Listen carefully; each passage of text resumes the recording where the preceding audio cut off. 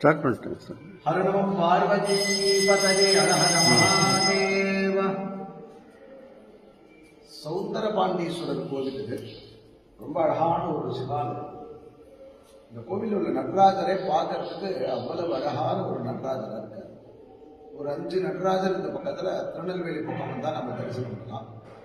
அதுல இந்த ஊர்ல இருக்கக்கூடிய கருவேலங்குளம் களக்காட்டுக்கு பக்கத்துல இந்த நடராஜர் சிற்பி நடராஜர் பண்ண பிற்பாடு கண்ணத்தை கிளி பார்க்கறாங்க.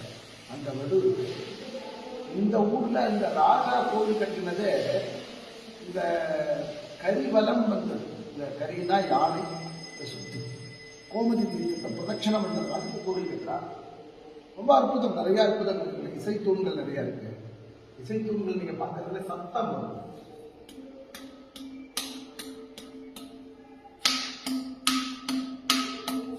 சத்தம் இதெல்லாம் பார்த்துருக்கலாம் நிறைய. இதுல ஒரு அபூர்வம், பெரிய ஆச்சரியம்.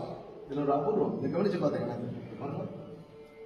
யானி காணிச்ச பாபானி ஜென்மாந்திர கிருதானிச்ச தானி தானி வினசந்தி பிரதட்சிண மதே மதே. பிரதட்சணம் பண்ணுவோம், பிரதட்சணம் அவ்வளோ ஒரு ஆச்சரியம் இருக்கு. நல்லா பார்க்கலாம், கவனிச்சு பார்க்கலாம். அமைப்பு விசேஷமா இருக்கு. எல்லாரும் வாங்க அவசியம். அது மாதிரி புராதனமான கோவில்கள் இதெல்லாம் எல்லாம் பார்த்து அனுபவிக்கிறதுக்காக ரொம்ப அபூர்வம்.